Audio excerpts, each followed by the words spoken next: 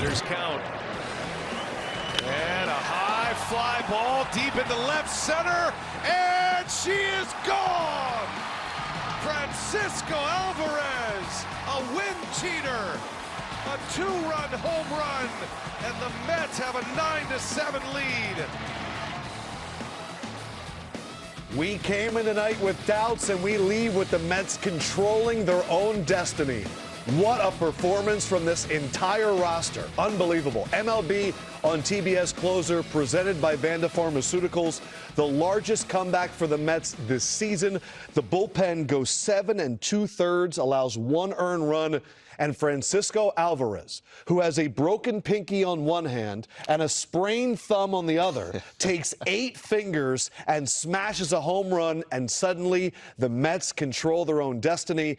We talked about getting the locker room in the right spirits, doing what needs to be done. Pedro, they did it, and now they control their path. They did it, and they did it the way we expected.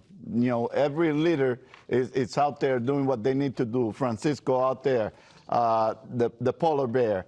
Soto got a hit. Lindor had a big game. Nimmo. Everybody stood up, and that's what they need to do, and that's all they needed. One little momentum shifting, and that they got it tonight. And we are blessed right now to be joined by the hero of this game, Francisco Alvarez, joining us.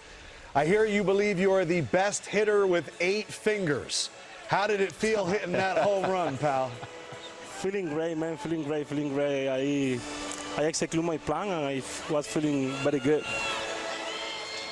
Francisco, ¿qué tú piensas que era lo necesario para que ustedes ganaran este juego y qué tan importante fue para ustedes esta victoria? Bastante. Yo creo que esto nos da un aire para mañana volver otra vez venir para acá y dar 100%, porque habíamos perdido 2 juegos seguidos y gracias a Dios podemos seguir metidos bien cerca del wildcard y tenemos bastante chance y buen equipo. I just asked him how important it was to actually get this momentum shifting towards their side, and at the same time, how important was this win for them? He says that actually, after losing those 2 games, they needed this kind of game to actually get back in and get the momentum back to the team. So, Jimmy, you have a question for him? Gotcha, Alvin. Great job tonight, man, at the plate. My question goes to the urgency that you guys played with tonight. You needed a big start. You got it right away and then got behind. You guys kept fighting, which is something we saw a lot from this team last year.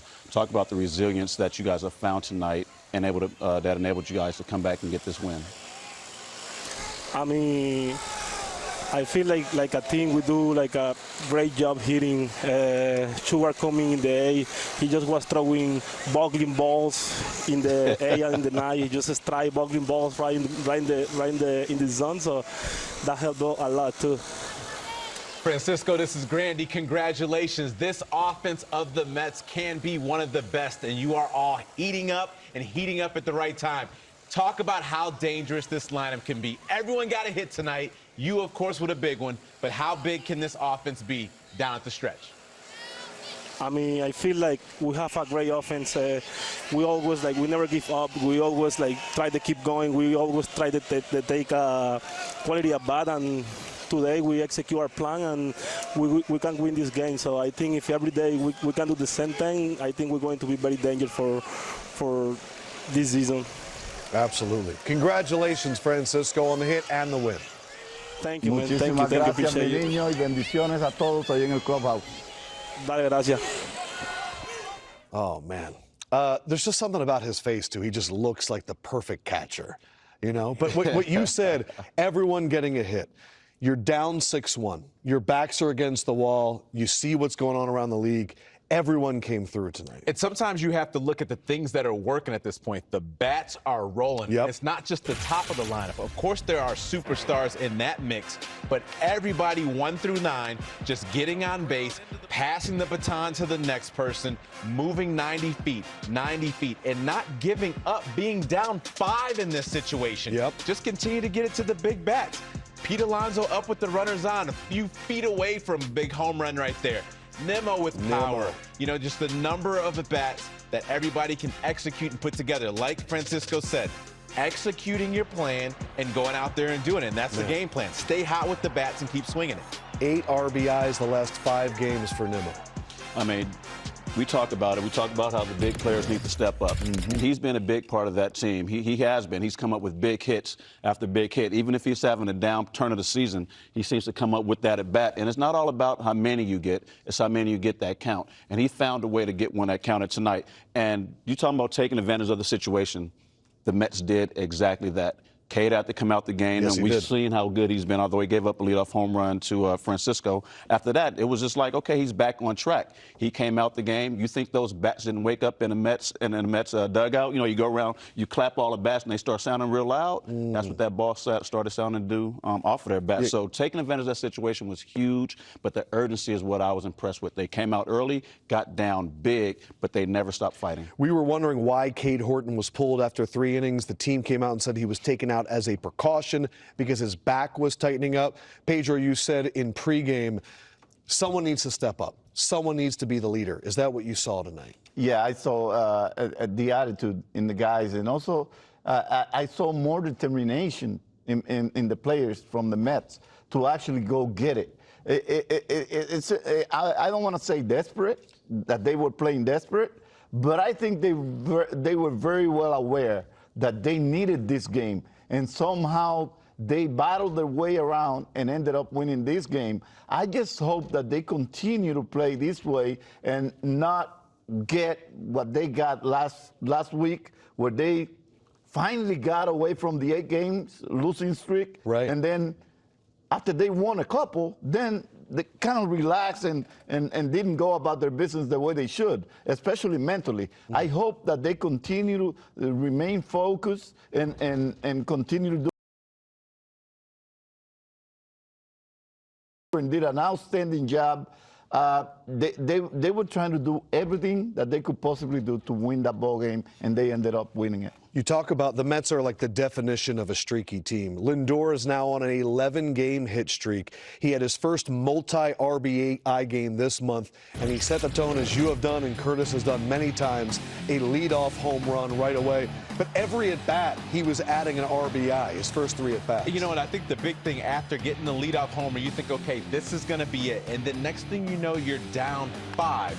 This is where I think the importance of playing on the road came in handy. If they're in New York, the Citi Field fans are going to be booing At the mess 6-1, the out boos of are them. coming down, right. And then now the pressure gets even tighter.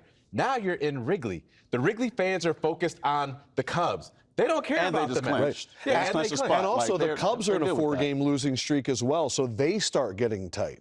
They get a little tight, but they know they're in, like Jimmy said. Right. They've clinched. But now's the Mets. All right, just stick to it. No one's booing us. There's no added pressure. Just one hit, bat after a time, 1 walk, just get it on. When they're booing you and they're coming after you, Every you're out. trying to do it all Every out yourself. gets more Yeah, intense. but I also have to give Edwin Diaz a little credit. Please do. Come on, Edwin. He kept 2 5 innings, Ks. The way he presented himself, that's what leadership is all about. He can be one of those guys that could really tell everybody, hey, we're here. And I think he led by example today. I think he really told everybody without saying a word, this is what it's like, you know, taking over the leadership of the team. And he went out there, was very unselfish, and did what he needed to do. And that tells the team, hey, if we get to that point, we can count on that. And the way he performed tonight, you don't want to be behind in the 9th. No. Yeah. You don't want to be behind in the 8th the way he performed tonight, because that was lights out stuff. Lights and Pedro, out. we were back, you know, before we came back on, you know, he threw the ball 98 off of the back screen, and you said you like that. I like that. Hey, I'm showing aggression. You're getting everything that I got. You're getting the best of me, and that set him up for the next pitch. So if you're a team and the Mets happen to get in, I'm telling you now. You better be ahead. Thank you. Yeah. Get the words out of my mouth. You are in You trouble. don't want to. Man, Edwin is filthy. He's How about back. this? That was his 3rd 6-out save of this season. He had 5 strikeouts and 6 batters, which is a season high. 5 strikeouts is the most he's had in about 3 years. This Mets bullpen, when they made all the trades and it wasn't working out, there was a lot of doubt. They have now allowed 6 earned runs in their last 37 2/3. They had to come in after 1 1/3 tonight. They figured it out. They got it done. And now they control their own destiny. The reason is because the Reds were in action against the Pittsburgh Pirates. And, well, let's just say, yeah, Pittsburgh jumped all over.